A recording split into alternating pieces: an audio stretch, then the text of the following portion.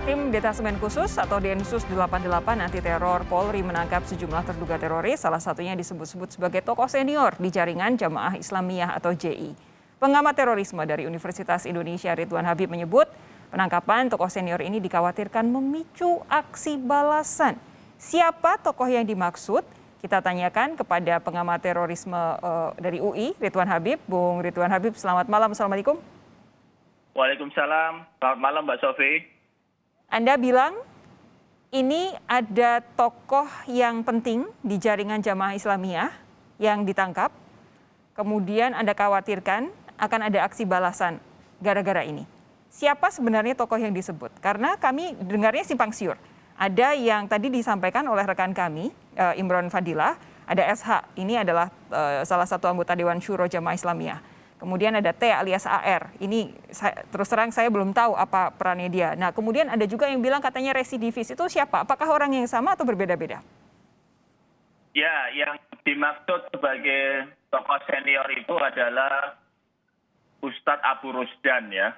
AR atau Ustadz Thoriquddin alias Hamzah. Jadi namanya banyak ini Mbak Sofi. Jadi Ustadz Abu Rusdan ini tokoh yang sangat senior. Beliau dulu pernah memang ditahan pada tahun 2003 dalam kasus dianggap menyembunyikan tersangka terorisme Mukhlas, ya, pelaku bom Bali 1. Dan menariknya adalah setelah beliau keluar dari penjara tahun 2005, beliau ini sempat mengikuti program deradikalisasi. Bahkan pernah bekerja sama juga dengan pemerintah, dalam hal ini polisi dan ya jajarannya, untuk membuat semacam acara bersama mantan napi gitu di Jawa Tengah. Nah, ini agak mengagetkan bahwa ternyata Ustadz Abu Rusdan kemudian ditangkap lagi dan disangkakan sebagai pelaku terorisme ya. Oke. Kalau kita lihat di media sosial Mbak Sofi, selama hampir 14 tahun ya, 15 tahun maaf, sejak 2006, itu beliau sangat aktif memberikan ceramah di mana-mana, termasuk kalau dilihat di channel YouTube ya, itu ribuan fansnya. Nah ini yang saya sampaikan di beberapa teman-teman media tadi sempat kontak saya sampaikan, mungkin akan memicu semacam rasa jengkel ya. Oke. Dari murid-murid beliau di media sosial terutama. Sebentar, saya potong dulu di sini sebelum Anda jelaskan kira-kira memicu apa dan siapa saja yang akan terpicu, apa nantinya respons akibat pemicu ini. Saya mau tanya dulu, konteksnya T alias AR ini apa? Siapa dia? Sementara penjelasan dari Polri adalah ditangkap lagi dalam kasus Neo Jamaah Islamiyah ya, yang terkait dengan pendanaan dan permufakatan Jamaah Islamiyah yang kita tahu selama 1 bulan terakhir ini ditangkap banyak sekali.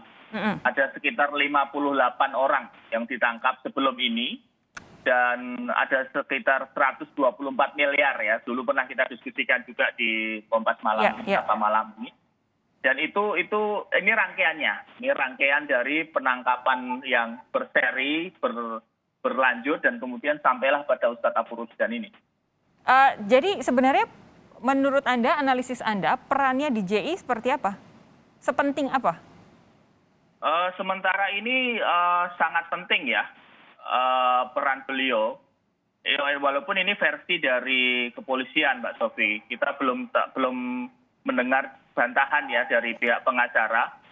Tetapi memang sejak tahun 2005 beliau ini memang tampil secara terbuka di publik dan mengatakan bahwa DI sebenarnya sudah nggak ada gitu.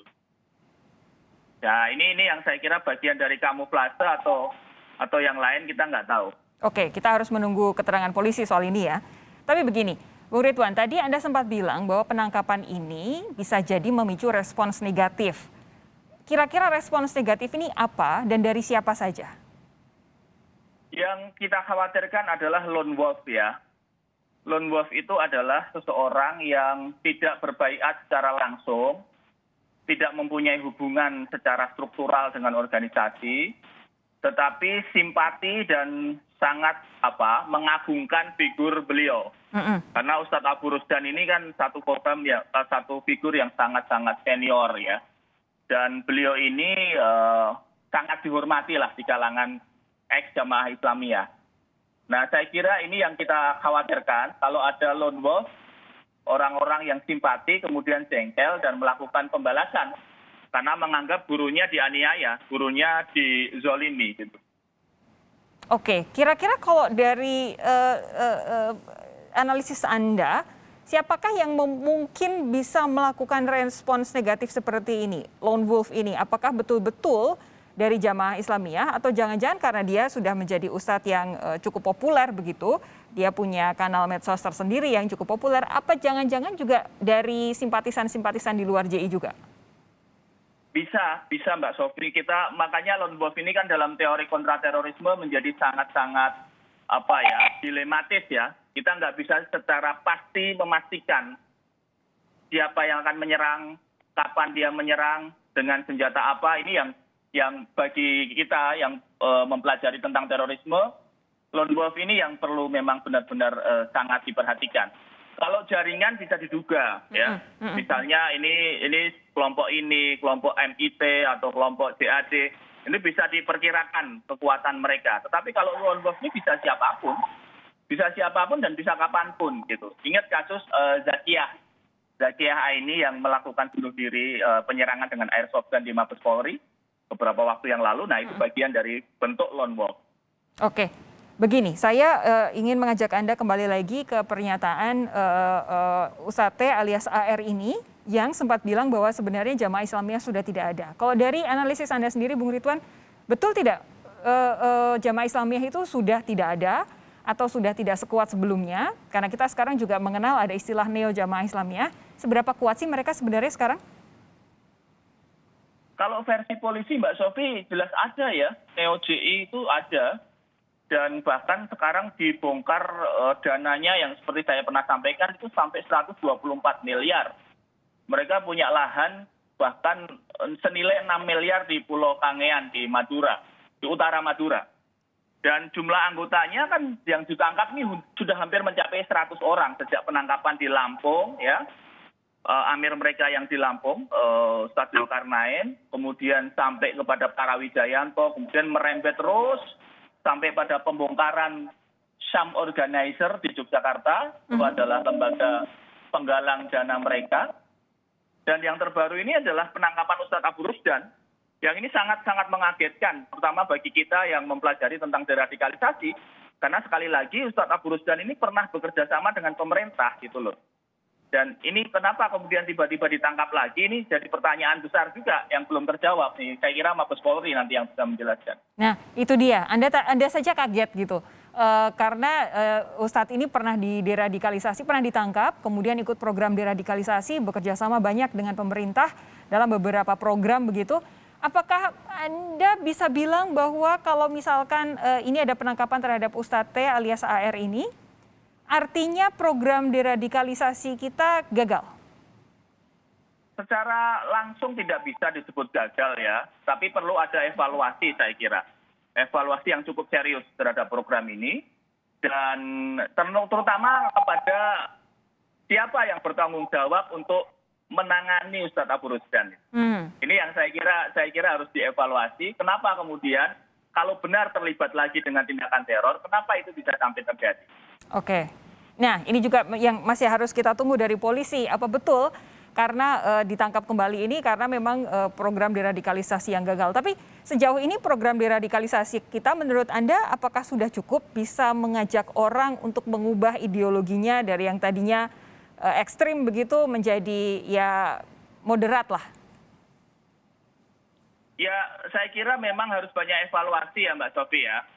Harus banyak evaluasi dan membutuhkan satu kajian yang sangat komprehensif dari multi kalangan ya, akademisi, kemudian juga praktisi, termasuk juga dari para pemuka agama dan tokoh-tokoh organisasi masyarakat ya, yang saya kira juga harus terlibat untuk memikirkan langkah terbaik soal ini. Nah, terakhir Bung Ridwan, ini kalau kemudian Anda tadi menyampaikan harus ada kehati-hatian dari semua pihak, adanya kemungkinan balasan begitu, respons yang negatif bisa jadi oleh lone wolf. Apa kira-kira yang saat ini perlu diantisipasi oleh aparat keamanan?